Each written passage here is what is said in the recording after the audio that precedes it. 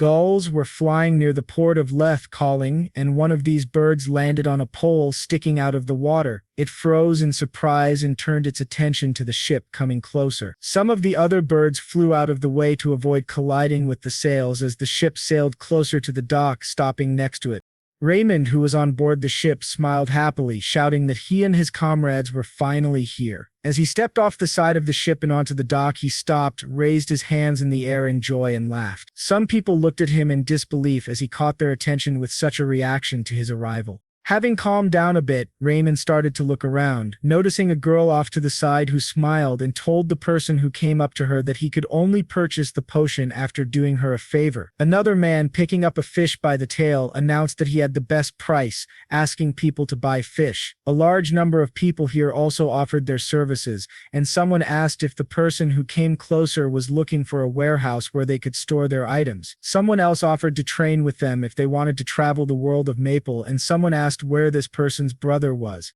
Raymond, looking ecstatically at everything around him, called out that this was the port city of Leth. At this time, Walker came closer to him, put his hand on his shoulder, and smiled, asking if he was happy. Raymond, his smile only growing stronger, called out Walker's name happily as he looked at him and asked him to tell him that he was thrilled. Walker said nothing but continued walking with Raymond, his hand still on his shoulder. Suddenly the Tan came closer to them, narrowing his eyes and smiling. He honestly admitted that he wanted to tell everyone in this port about how he was feeling. Next to him, Charlotte smiled too but didn't say anything. And Dang raised his head and announced that he wanted to tell everyone how he felt because this was where their adventure would begin. Together with Charlotte, he caught up with Raymond and Walker, who had already gone ahead, and went with them into the streets of the city. It was a time when adventurers from all over the world wrote their own stories about grand journeys. Back then, in the dark dungeons, they frowned seriously as they prepared to use their skills while holding their weapons at the ready. This was the era of adventure, and the gate was the only portal that suddenly began to appear all over the world. Passing through these portals, adventurers found themselves in other places, worlds where scary and unknown monsters lived. These monsters were huge in size with sharp fangs and claws, and they fiercely fought against humans. Countless adventurers had died inside the gate, but the rewards for winning undoubtedly outweighed the risks. This made ambitious people continue to explore new worlds. Such rewards were chests, jewelry, weapons, and all sorts of household items. Currently, Walker announced, with a serious frown, that they needed bait. Sticking out a finger, his team members looked at him in disbelief, their eyes wide with amazement. He noted that it was impossible to come up with a strategy before entering the gate, since there was no telling what to expect. Holding up images of scary monsters in his mind, he announced that adventurers in many seasons had lost their lives in unforeseen circumstances. For this very reason, now people were hiring bait slaves. Charlotte closed her eyes and realized that these were the people who would distract the monsters' attention while they ran away from the battlefield. She thought it was a good idea. Raymond frowned at that, turning to Charlotte and asking her what she was saying. Sometime later, in a place where people were sitting in cramped rooms covered with bars, a man smiled, greeting Walker and admitting that he was glad to see him here. He explained that this place was owned and operated by the Geport Trade Guild, and noted that all the people here were decoy slaves. He expressed hope that they would find a suitable product for Walker. He also added that these slaves would definitely recoup the cost by guaranteeing their usefulness. He couldn't stop smiling broadly and added that he could recommend 2 slaves if Walker would let him. Walker didn't say anything but watched him seriously. The man pointed to one of the bars and showed Walker the 2 guys who were behind it, telling him that he had just received these guys, so they were relatively fresh. After hearing this explanation, Walker decided that he would buy them both, and the man exclaimed that it was an impeccable choice, praising Walker for his good taste. He wished him luck on his journey. After a while, Walker, Raymond, Thin, Charlotte, Elam, and another decoy slave came to the gate. Pausing briefly in front of it, Walker drew his dagger from its scabbard, walked over to the tree that formed the edge of the gate, and frowned gravely. He explained that adventurers left marks on the trunk to show how many teams had entered that particular gate. He noticed that there wasn't a single mark on this tree, which meant they would be the first. With a sharp twitch of the dagger, he left a deep scratch on the tree trunk and then, grinning, looked at his companions. Walker asked if they were ready. Noticing the enthusiastic smiles on the faces of his companions, he suggested that they go ahead, and soon they were transported through the portal to another world. Raymond squeezed his eyes shut and ran forward a little, admitting that it was a very strange feeling. But suddenly he froze, eyes wide, and cried out in delight when he noticed the huge mushrooms in front of him. He was amazed and confessed that he had never been to such a quaint place before. The atmosphere wasn't quite what he'd imagined, but to distract him from the excitement, Walker gravely warned that none of the contestants should panic and that they should keep going. He also said that the portal usually opens far from the lair of monsters, so they were still safe. Elpam and the other decoy slave froze, their mouths hanging open in shock, while Walker ignored them and started walking forward. He told them that they couldn't leave by the same route they had come, so their priority was to determine the location of the exit portal. Everyone was silent, listening intently. At that moment, a monster suddenly appeared behind Charlotte, who was walking at the end of the line. Hearing a strange sound behind her, she opened her eyes wide and turned around, but she didn't have time to do anything as the monster jumped up and attacked her from behind, opening its mouth wide. She only managed to ask, "What is it?" before blood splattered into the air.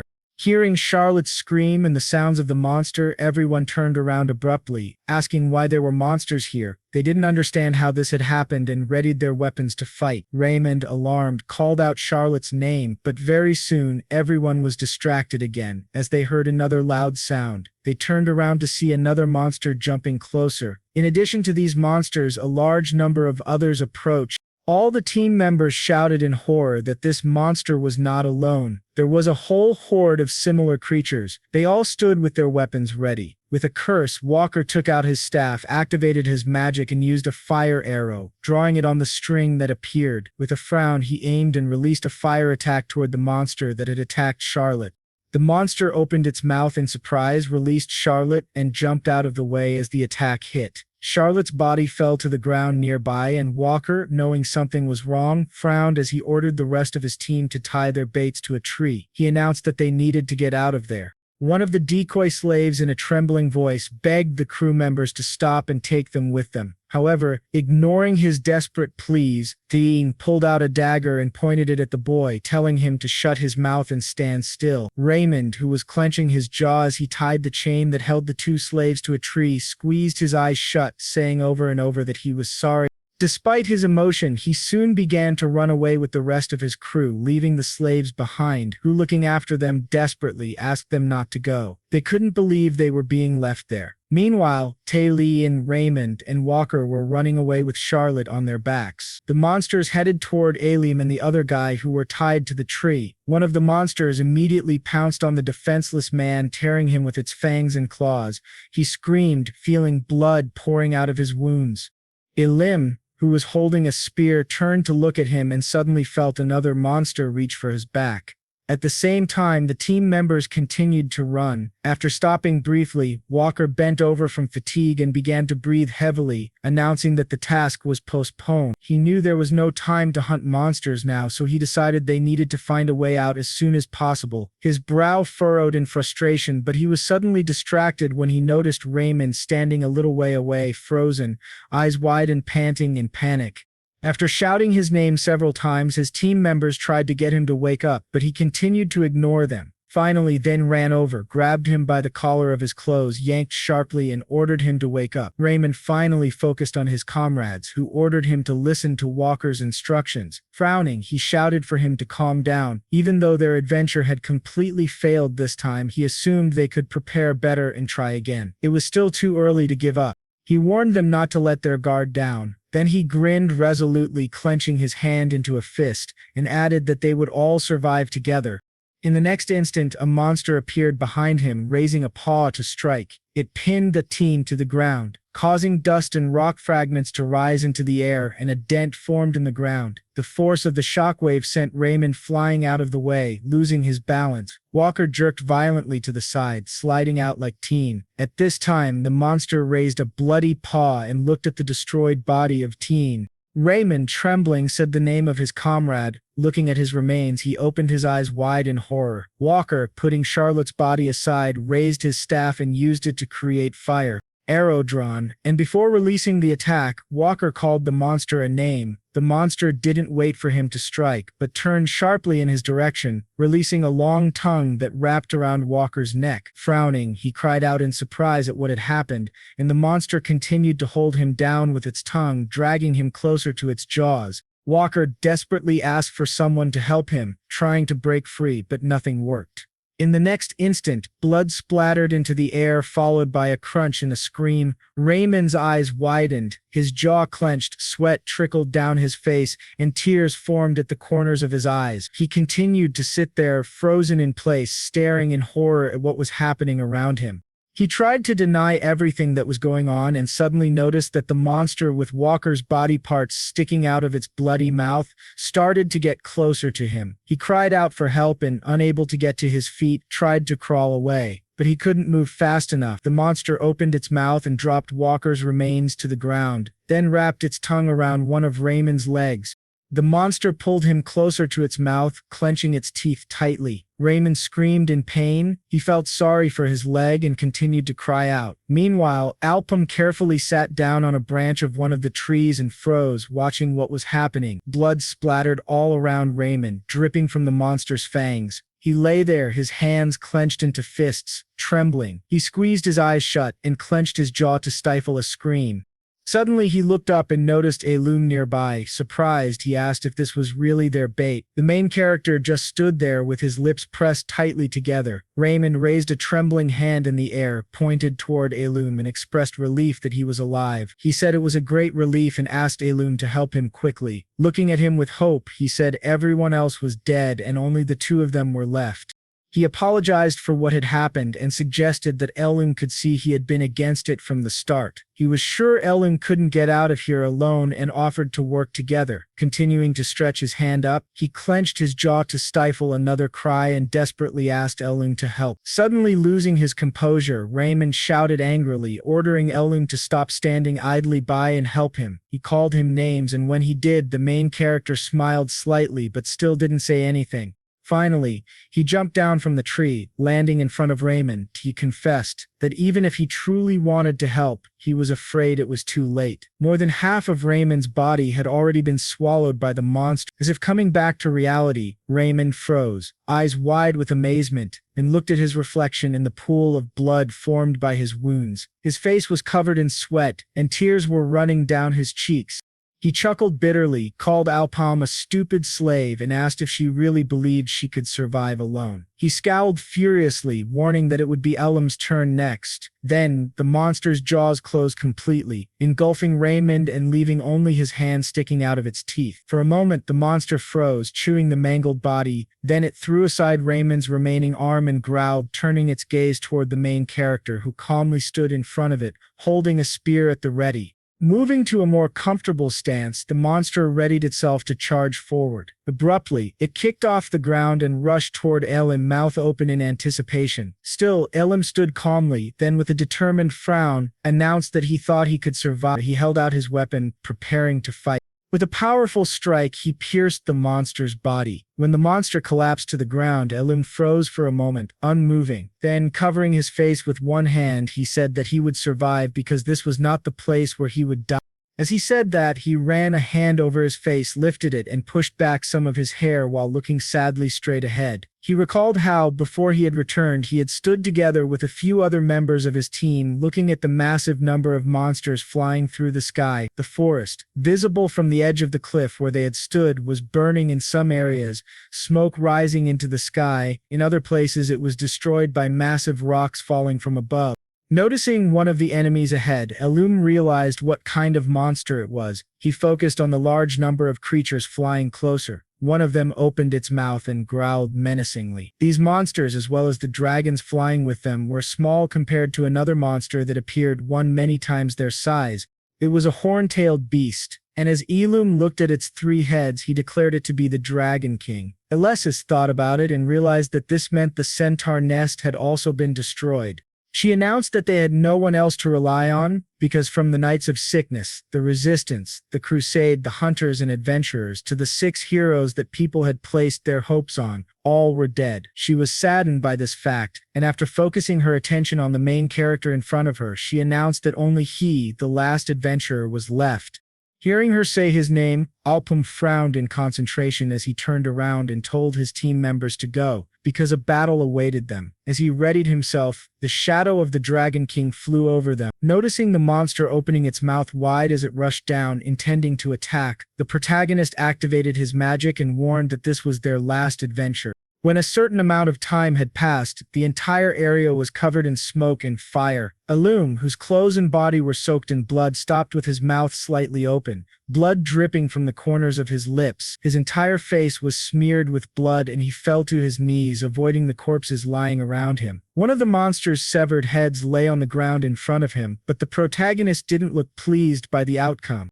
Raising his head, he asked himself, "Is this the end?" He focused his attention on the monster still flying through the air with a growl. Although one of its heads had been severed, the other two were fully functional, unaffected by the damage. Elpam thought they had dealt a heavy blow, but had only managed to cut off one head, only to see it recover again.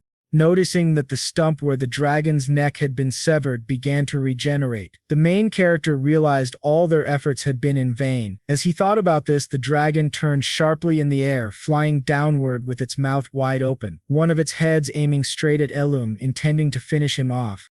Elpam narrowed his eyes at first, then closed them, thinking this was truly the end. Lowering his head, he quietly said this was the end of their world and adventure. Clenching his hand into a fist, he slammed it into the ground in front of him with such force that it left a dent. He swore furiously, ignoring the fire, smoke, and dust surrounding him. He clenched his jaw in anger, opened his eyes wide, and shouted that it couldn't end like this. He was so tense that veins bulged visibly across his face. Going back in his mind, he thought of Philip killed by the monster. Falling to his knees, Elpam had only been able to stretch his hand out toward his fallen comrade, unable to do anything to save him. Then he remembered Jaden, how he had sat beside his bloody comrade during battle, holding his hand. Alice had also died, and now Elpam recalled how she had pushed him away, exposing herself to the monster's fatal blow and sacrificing her life. When she looked at him one last time, she smiled. Even though tears were streaming down her cheeks, she didn't let fear show. Now remembering all of this, Elpam shouted what all his comrades had given their lives for. Unable to contain his emotions, he screamed to the sky. With a final effort, he stood up. Managing to stay on his feet, he resolutely frowned, mentally turning to face his opponent. He sighed heavily and promised that he would not die so easily. Raising his hand, he pointed his palm at the monster. With a cry of effort, he began to form a magic spell, accumulating energy into a single point. The energy around him intensified, growing stronger and stronger. Elpam formed a brightly shining arrow and promised he would kill Horntail, even if it was the last thing he ever did. However, before he could cast the spell, his hand suddenly shuddered, and the gathered energy shattered, flying apart. The main character had pushed himself too far. His body was completely exhausted. Spitting up a clot of blood, he staggered back, crying out but trying to remain standing. At that moment, the monster, having noticed the failed attempt, thrust one of its heads forward. It began to form a magic spell near its open mouth. The energy surged, and a powerful attack flew toward Elpam, who stood frozen, staring at it. He couldn't run away. In a low voice, he said it was a pitiful sight. He didn't understand why it had to end like this. He assumed that if only he had more power, things would have turned out differently. If he could have started over, he would have done everything another way. Suddenly, he was distracted from his thoughts by someone calling out to him and throwing water on him, ordering him to get up. Abruptly opening his eyes, the main character froze in shock. Lowering his head, he opened his mouth slightly and looked ahead in amazement. The man in front of him shouted that he knew Elpam was healthy and called him another name, adding that he was a stupid decoy slave. He ordered him not to forget his place, crossed his arms over his chest, and looked coldly at Elpam. Cursing inwardly, the protagonist asked himself, "Where's the Horntail?" Then, suddenly, he told himself to stop and asked again, "Is he still alive?" As he continued to stare in amazement at the man in front of him, he told himself to stop again. When he looked around, he noticed several other men standing to the side, their hands shackled like his own. Elpam suddenly recognized the place, and because he was deep in thought, he barely heard some people talking nearby. They were discussing the new product they had brought. Others praised their companions for their excellent choice for a long trip to the dungeons. The main character, after moving his wrist slightly, realized that he was already here once again. As if from a distance, he heard someone thank their interlocutor, and another person confidently announced that the buyer couldn't find a better place anywhere else. Some people, looking at those behind the bars, suggested taking one of them. Someone asked what price they would pay for the chosen person. Merchants praised their customers for their excellent taste. Elpam, still looking around, finally exclaimed mentally that this was a slave market. Lowering his head, he began to breathe heavily, assuming that this was nonsense. Slave markets had been banned for a very long time. However, he was completely sure that this was indeed the right place. Refocusing on the man who had earlier disdainfully remarked how funny it was that he managed to survive and return alone, the main character recalled that, if he remembered correctly, it was this merchant who had bought him in the market 6 years ago when Elpam himself was already a slave. Still silent, he stared carefully at the slaver and finally realized it was indeed the same man. In this case, it could be said that he had actually gone back in time. At that moment, the man frowned, called him a degrading name, clenched his hand into a fist, and swung to strike. Noticing this, Elpam's eyes widened. The man angrily asked, "What are you looking at?" then cursed as he threw the punch. The main character, stunned, looked at the incoming fist in surprise but couldn't react in time. He realized that this was the day he had returned to, the moment when it all started. When the man hit him in the face, Elpam lowered his head and asked himself if he was dreaming. However, he quickly rejected the idea. The sensations were too real to be a fantasy. It didn't make sense, but he couldn't find any other explanation. At that moment, the merchant stepped closer, showing Walker and his team of slave lures what he had to offer. He hoped there would be a suitable item for them. Pointing to Elpam and another slave, he announced that he had just received them. Walker decided to take them.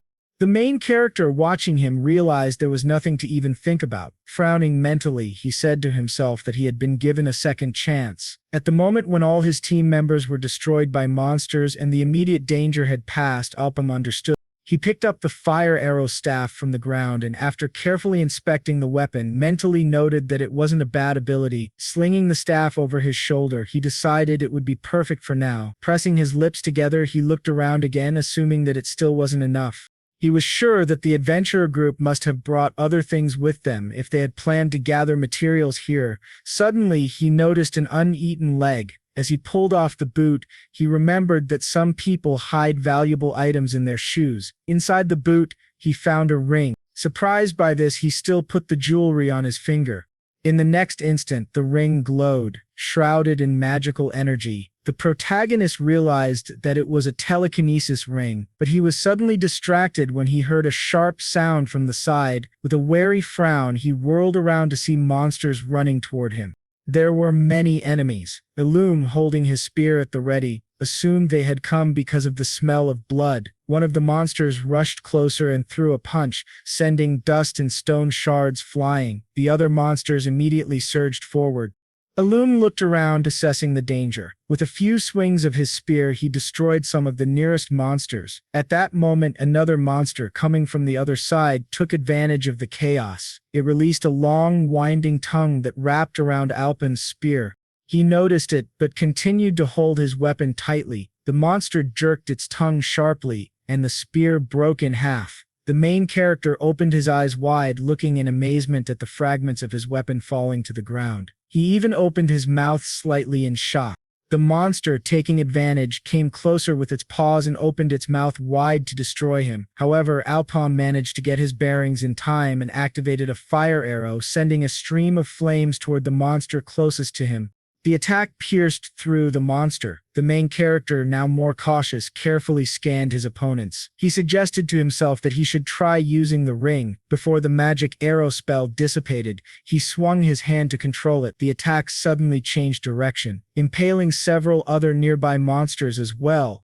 Finally, when the power of the attack was exhausted, the fire dissolved, and Elpam froze, looking at the flames around him and at the destroyed monsters. He knew he couldn't hold them off for long. In the next instant, breaking through the fire, other monsters that were still intact came closer. As he was preparing for the next attack, the protagonist thought that he couldn't say any of this was truly important, but suddenly he froze, his eyes widening with excitement as he looked at the weapon in his hand. When the monsters ran forward to attack, he had to jump out of the way. He wondered why he couldn't activate the fire arrow. He knew the staff wasn't broken, and he began to suspect it had a cooldown period.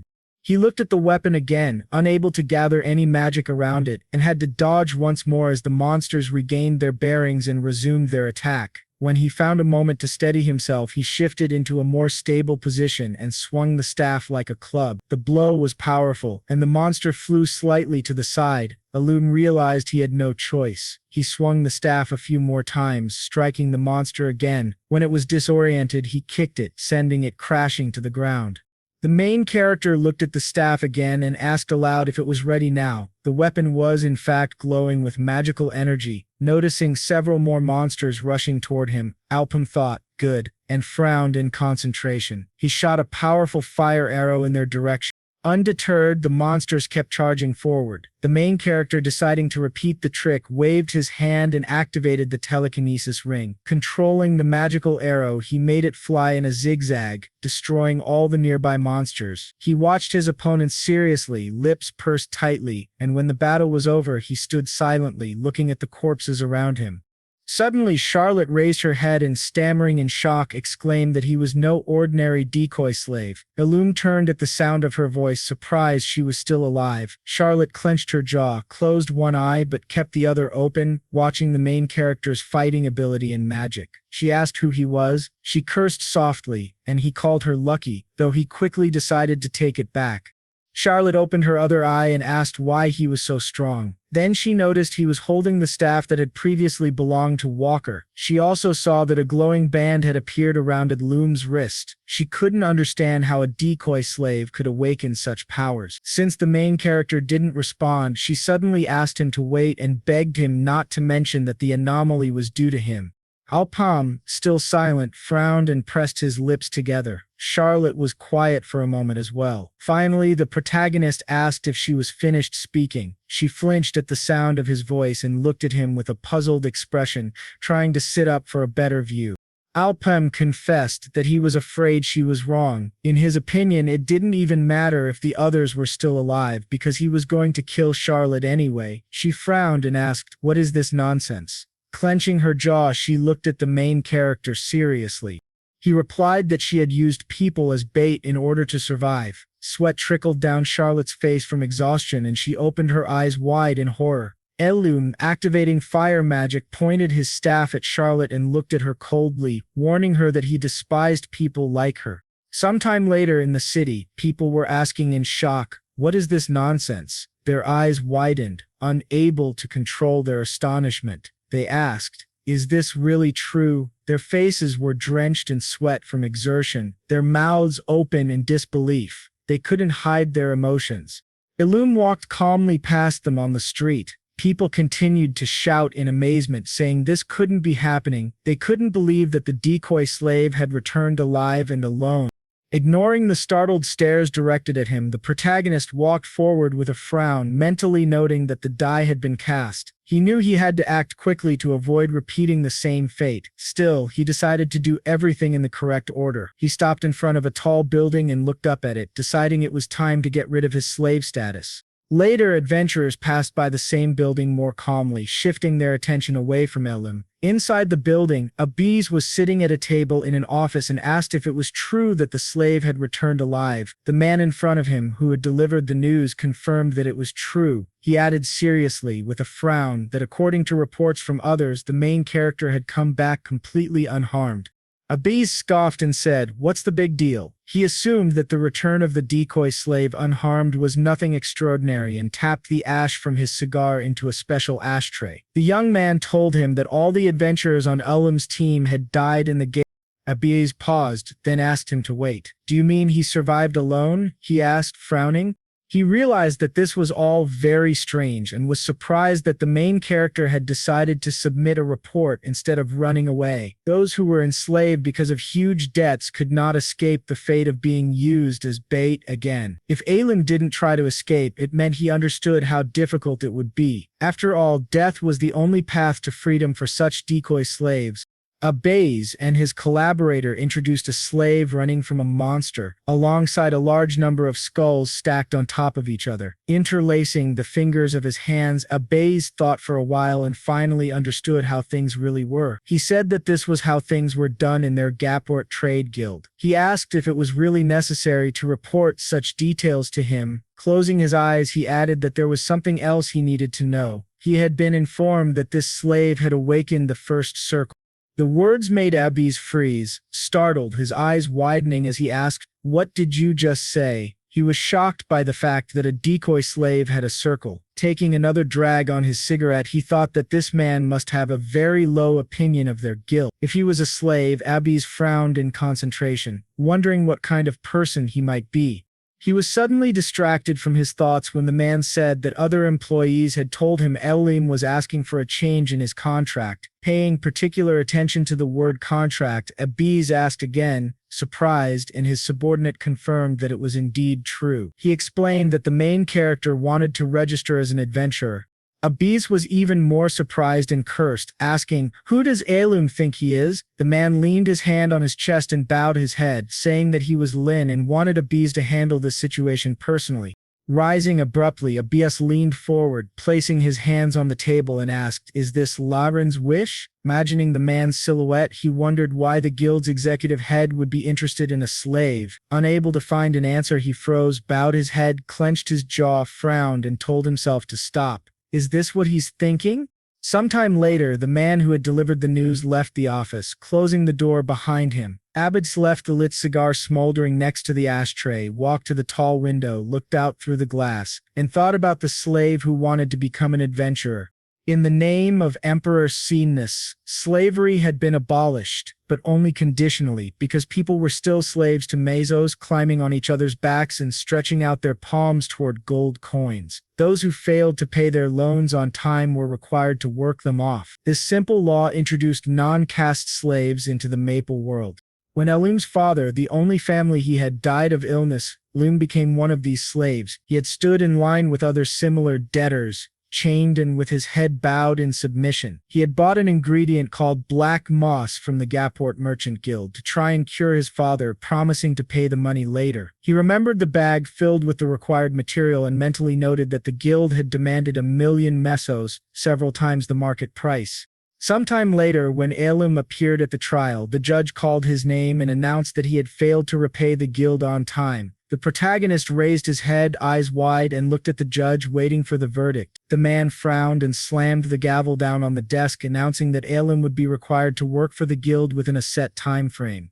The main character froze upon hearing this and thought that, for 6 years, these people had exploited him. However, he now assumed it was time for revenge. Sometime after that, he was sitting across a table from Abbés. Cups of a hot drink were placed before them, and Elpam introduced himself, saying he was ready to help. In his mind's eye, he wondered if this was the same Abbés he had heard of, a loyal servant of Lin, one of the guild's executive heads. He supposed that wasn't necessarily a bad thing. Abbés closed his eyes and raised his cup to his lips. "I've heard you want to make changes to your contract," he said. Taking a sip, he added, "Let's get straight to the point. Others have already told me enough about you." Setting his cup aside, he gravely promised to register Elpam as an F-rank adventurer. Elpam was surprised that he had accepted the offer so easily. He smiled and thanked him, wondering what the reason for such quick approval could be. However, he wanted to add something else. When Abbés heard him begin to speak again, he narrowed his eyes warily, watching him closely. Elpam smiled and said that he was requesting an E rank. He had decided that this game wouldn't be played by Abbés's rules. Leaning back and crossing his arms over his chest, Abbés asked, "Is the main character asking for E rank?" He pointed out that Elpam wasn't even officially recognized by the Adventurers Guild yet. The association listened as Elpam said that he had passed through the gate as bait hundreds of times over the past 3 years. Not about to deny this fact, Abius admitted that it was true, but added that Elpam was doing it only as bait and was still new to killing monsters. The main character, not willing to give up, retorted and asked, "Since when are adventurers judged by their ability to hunt monsters?" Abiz, not expecting such words, asked again, reminding him that the first adventurer had earned great fame through his battle skills. He pictured an armed man standing on top of a defeated dragon. Elpam frowned and announced that the ultimate goal of any adventurer was to return alive from their journey. Leaning forward slightly and placing his hand on the table, Abias thought that this was true because the information a survivor could bring back was more valuable than battle merit. Aloud, he said that it was reasonable, and he honestly admitted that the fact that the main character had survived and returned a large number of times as a decoy was a great achievement. Reaching into the inner pocket of his robe, he added that that was all, and declared that bait-class adventurers were only allowed at lower-level gates. He asked if Elpam really believed that his paltry survival skills would save him in a high-level gate. Taking out a cigarette case, he pulled out a cigar, noting that Elpam was very much mistaken if he thought the guild members were credulous enough to sign a contract with a cocky idiot. He mentally called the main character names, then lit the cigar, inhaled the smoke, and thought if he continues to overestimate himself, he will die very soon. Elpam just closed his eyes, saying nothing. Abiz, watching him closely, thought that his intuition was telling him something about this man. Finally, the main character opened his eyes but remained silent. Abiz told him there was a gate with a limit of 5 people and 12 marks on the trunk. Hearing him speak, Elpam looked up, focusing on him, and Abiz, assuming that he understood what his words meant, confirmed it and said that it meant at least 12 groups of 5 people had gone into the dungeon and never returned. After explaining this, he ordered Elpam to prove that he was worthy of the rank he was asking for. After listening to the conditions, the protagonist stubbornly frowned, looking seriously at the other party, who promised that he would grant his wish if he could manage it. Smiling, he held out his hand, which was holding the contract. Sometime later in the forest, a man named Chev stepped forward a little, smiled at Elpam, and confessed that he was glad to meet her. He introduced himself and said that he was the tank in their team. He also added that Abias had told him about the main character working as a decoy slave, but asked Elpam not to worry about it. He admitted that he didn't care, and pointing behind him at his comrades Max, Tom, and Ro, he said that they wouldn't pay attention to it either. The guys behind him smiled and greeted Elpam. He kept his face neutral and simply said that he was pleased to meet them. Chev added that he had heard Elpam could use fire magic. Elpam confirmed that this was indeed the case. Max grinned, stepped closer, and asked, "Isn't every magic available to mages?" Chev explained that this was not the case. Mages can only control the element they are predisposed to from birth. That's why it was useless for them to take an item that didn't match their element. After saying that, Chev asked if Max had never heard of it. Max admitted that it was very difficult to understand. Chev, realizing that he was getting off topic, suggested that Elpam already knew their goal on this mission was not to hunt monsters.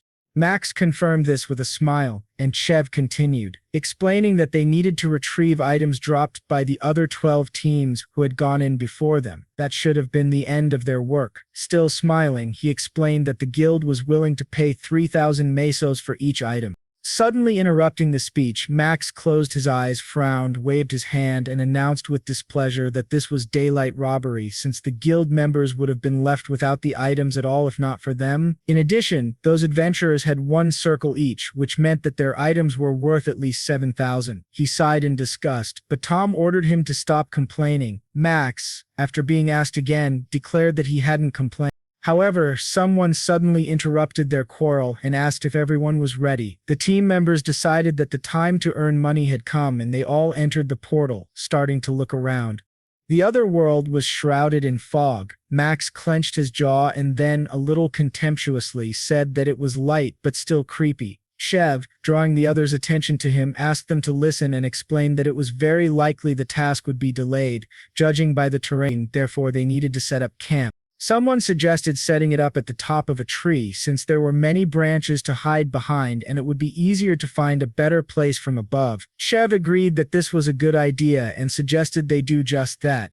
It wasn't long before they got the necessary tools to build the shelter. Max stepped closer to the main character, put his hand on his shoulder, and told him that he could rest for now. Pointing to Tom, who was kneeling down and already starting preparations, he said that they were going to handle it from here. The two of them were experts in construction.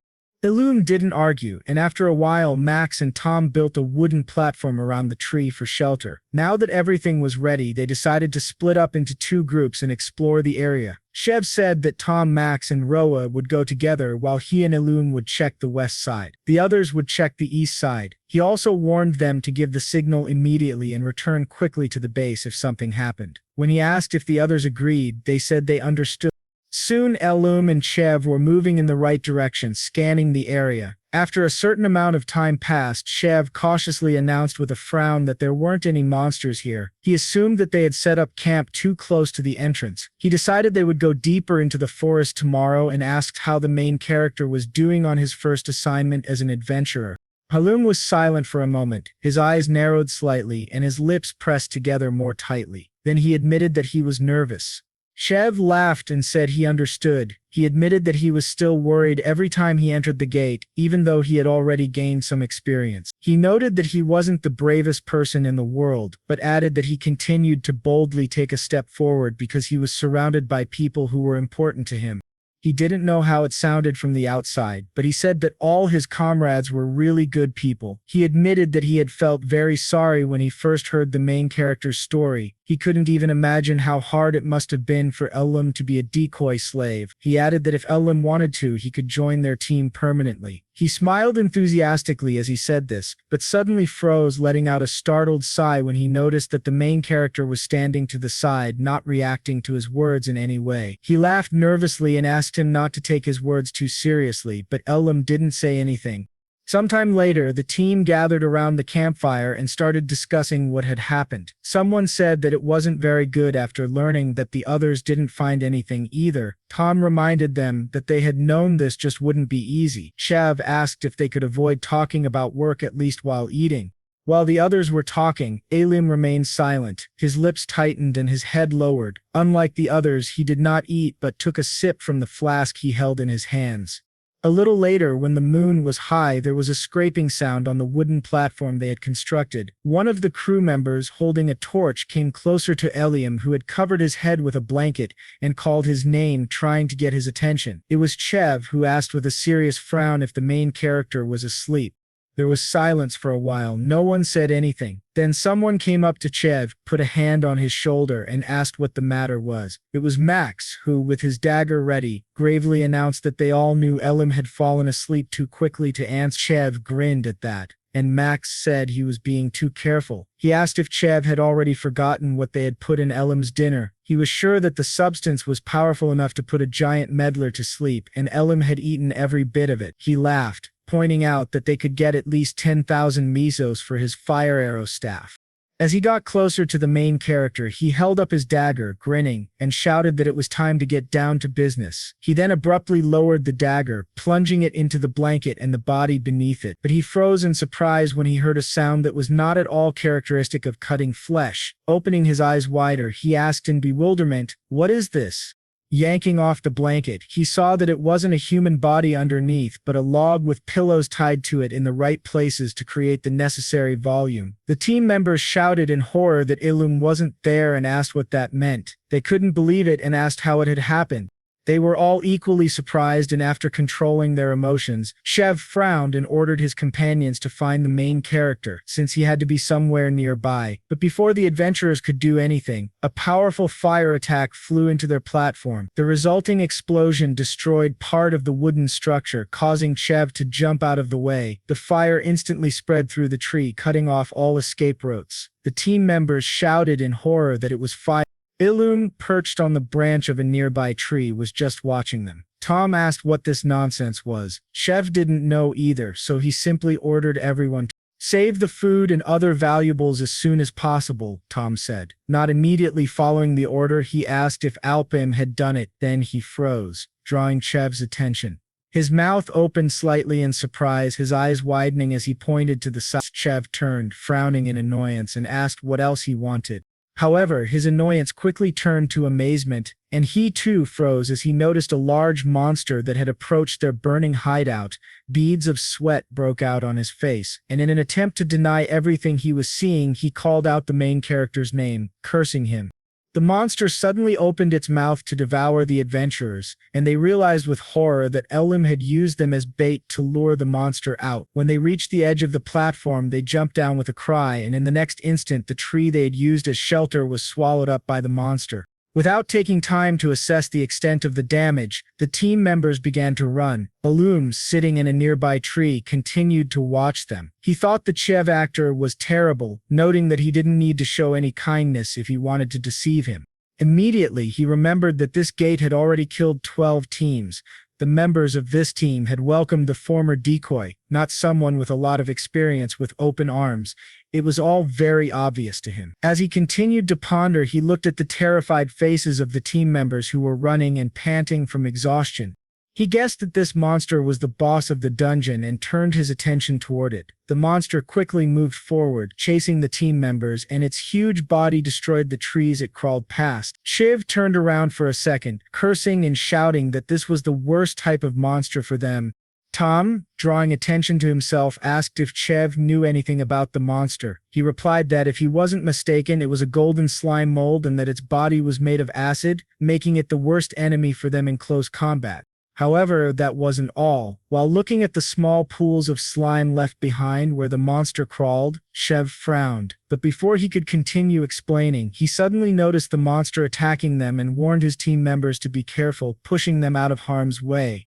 When the effect of the attack wore off, Tom, who had been removed from the range by Chev, cursed in horror as the slime shot at them again. Chev, reaching out in Tom's direction, frowned and breathed heavily. The team members were terrified by the realization that the monster could also attack from a distance. Chev, approaching the melted part of the ground filled with acid, explained that it was an acid arrow, an ability that shoots acid. Sweat broke out on Tom's face from exertion, and he scowled furiously, shouting that it wasn't fair. However, to distract him from his outrage, Chev ordered him and the rest of the team not to panic, as the monster was coming again. Looking at the approaching monster, someone asked what they should do. The team began to wonder how they could defeat it. At first, they decided to get out of the attack radius. Since the acid arrow's cooldown time was 1 minute, they had to form a battle formation and destroy the core located in the center of the monster's head. Suddenly frowning and grinning, Max thought about reloading, then stopped abruptly, turning around and running toward the monster. Seeing this, the other team members also stopped, shouting his name in shock. He asked what they were waiting for and shouted that he would kill the monster right now. When he got within range, he jumped up, readying his dagger to attack. Chev held out his hand and asked him to wait, warning him that they needed to work together. Then suddenly, the monster fired another acid arrow and pointed it at Max, its body sliced in half. Max opened his mouth in surprise and Chev frowned, asking in horror, "What is this?" He recalled the cooldown time, exclaiming that Max still had 10 seconds left. At that moment, the monster focused on them again and launched another acid arrow. When it crashed into an obstacle, it exploded, sending additional acid splashes to the sides. Dust and shards of rock rose up around them, and in the acid directed by the monster, the bodies of the remaining team members quickly dissolved, leaving only skeletons. When the monster had finished with them, it froze and looked around. Elpam, who had finally come down from the tree, made a mental note that Shave and his team were finished. Pressing his lips tighter, he thought that Shave had been right in theory, but the golden slime mold got stronger with each item it consumed. So, it was to be expected that the cooldown time might have decreased. He noticed the team members' weapons dissolving in acid and wondered about the monster's unpredictable growth and its ability to launch acid arrows without reloading. He assumed he now understood why the previous teams had died. Noting that this monster was out of their league, he carefully watched it move on, knowing that in this state it would be able to hold out even in this yellow gate, which was 2 levels below the red one. He doubted that a single circle adventurer would be able to defeat this monster. As he watched the monster begin to move again, he remained alert. Away, leaving an acid-corroded track in its wake, he also realized that no items could be returned from this gate. As he turned around, he mentally noted that the task was over. He remembered Biz had asked him to prove that he could possess an A rank, and he smiled faintly. Suddenly the monster stopped, looked to the side, and then narrowed its eyes suspiciously, not understanding what was happening around it. But before the monster could discover the source of the threat, a powerful fire attack flew in from the side, causing the acid that made up the monster to spray outwards. The monster screamed, opening its mouth wide, and the acid droplets flying from it corroded the ground. As the attack dissipated, the wound the monster had received instantly healed, replenishing with acid, but it still growled as one of its eyes was destroyed. Elpam, who had stopped in a tree to watch his opponent, said in a low voice that he was aiming for the core, but noticed that the monster had impressive magic resistance. He knew it would take at least 4 more shots, but immediately corrected himself, deciding that, to defeat the monster, it would take 5 shots. He looked at the leaking liquid that made up the monster's eye, as well as the small plumes of smoke rising from the impact site. It couldn't be said that this would be a problem. With a smile, the protagonist announced that he didn't mind getting proof.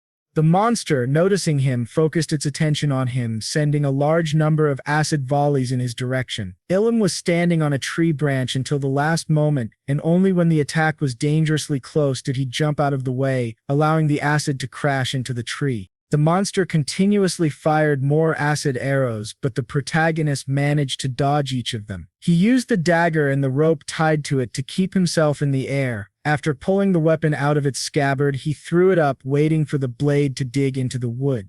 As the next attack flew dangerously close to him, he sighed, frowning in annoyance and clenching his jaw. Focusing on the dagger, he activated the telekinesis ring, driving the dagger into the right place. He knew every shot had to hit the same spot, noting that this was something a simple mage could only dream of. However, he was not a simple magician. In his previous life, he was known as the greatest telekinetic. Now, using the rope to stay in the air while dodging the acid arrows, he held out the fire arrow staff, directing the flames towards the monster. After pulling the fire string that appeared, he released a fire arrow forward. The powerful attack hit right on target, wounding the monster again. From how strong the impact was, the monster even fell to its side.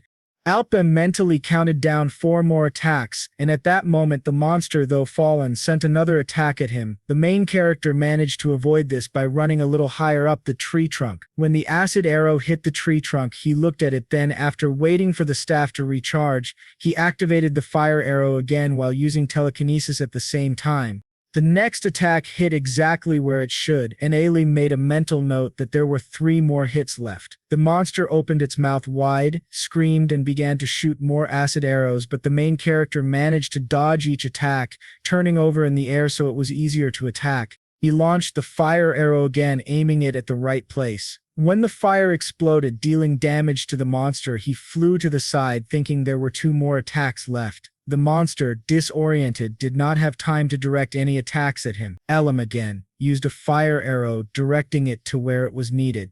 This time, the monster removed its slime from the place where the attack flew. The main character noticed that it was dodging and thought the monster was quite agile for its size. When he reached the trunk of one of the trees, he pushed off from it to increase his speed and at the same time swung his hand, controlling the fire arrow he shot. He thought it was useless and sent an attack at the monster from behind. The monster didn't expect this and growled, opening its eyes wider.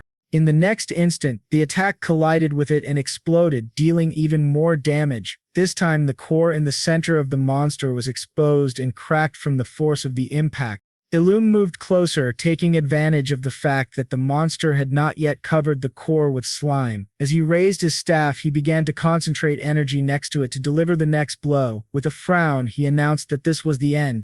The monster turned the remaining slime into a hand and raised it to stop the main character, but he ignored it and continued moving towards the target to destroy the core.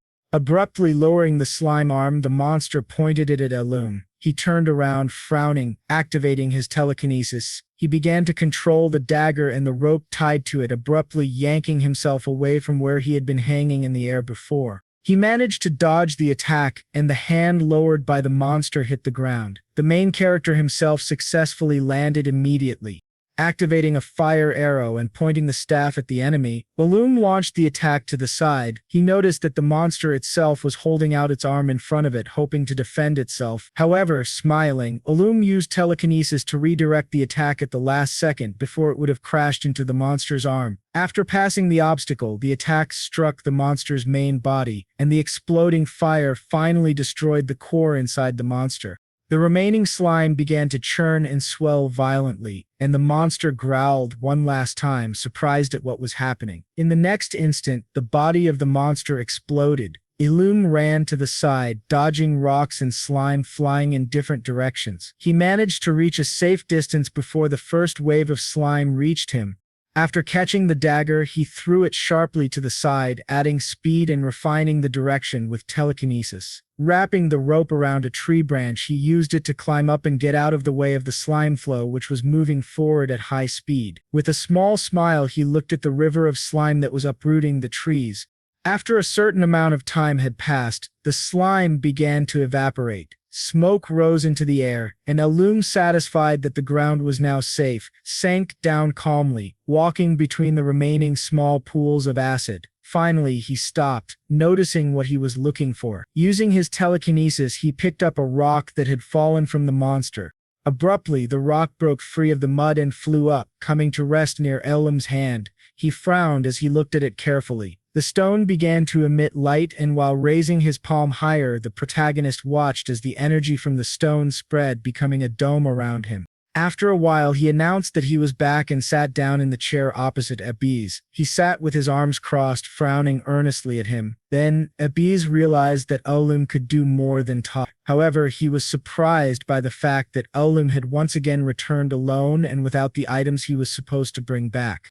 The main character said that the team he was assigned to consisted of absolute beginners who had tried to kill him in order to take his item. Closing his eyes, he assumed that they had met a boss monster and all of them had died running away from it. Frowning, Abiz asked if Elpam had seen the monster. Confirming this, Elpam revealed that it was a golden slime mold. Startled, Abiz asked again, guessing what had exactly happened to all the items left over from past adventurers. The main character, understanding Abiz's assumption, confirmed that all these objects were corroded by acid. Frowning in annoyance, Abiz couldn't even believe that the guild had lost all the items loaned to those adventurers. He knew this was a huge loss. As he took a closer look at Elpam, he mentally noted that the fact Elpam was back was another problem. The main character continued to sit calmly across from him, and Abiz thought that several universal rules applied to all gates. First, each gate has its own limit on the number of people entering, and this was indicated on the trunk before entering. When the limit was reached, the gate was deactivated until all the people who entered died. Second, there was a limit on which adventurers could enter a gate of a certain color. The difficulty ranged from red to purple. If the adventurer's rank was higher than the allowed one, then they would not be able to enter the gate. Third, adventurers were only given one chance to clear the gate. This was the main difficulty associated with capturing the gate. As soon as someone came out of the gate alive, it immediately disappeared and no one else could enter it. The only other option was when all the team members died in the gate would disappear. Abiz honestly admitted to himself that the golden slime mold was too powerful a monster for single circle adventurers. Finally, he realized how things really were and said that Elpam had barely managed to get out of there. He realized this explained why Elpam hadn't returned any of the items, since all of those items had obviously been destroyed. However, whatever the reason, he declared that the main character had failed, but he tightened his lips and warned him not to jump to conclusions as he hadn't finished yet. Abiz raised one eyebrow at the question, and Elpam explained that he had actually done something else. He untied the rope that held the special bracers around his wrists. Noticing what was hidden under the leather bandage, Abiz exclaimed in amazement that it couldn't be. The protagonist showed a second line that appeared around his wrist, grinning and announcing that he had swallowed a golden slug. Abiz, still in shock, cried out and asked, "Does Elpam have two laps?" He asked if Elpam absorbed the mana stone dropped from the monster. The main character suggested that this proved his abilities perfectly for Abiz and announced that he now wanted him to register as an E-rank adventurer. After coming down, Abiz looked at him and then said that he would register him as a D-rank adventurer. Elpam was shocked. His eyes widened as he asked what the other man had just said. He even opened his mouth in surprise, and Abiz abruptly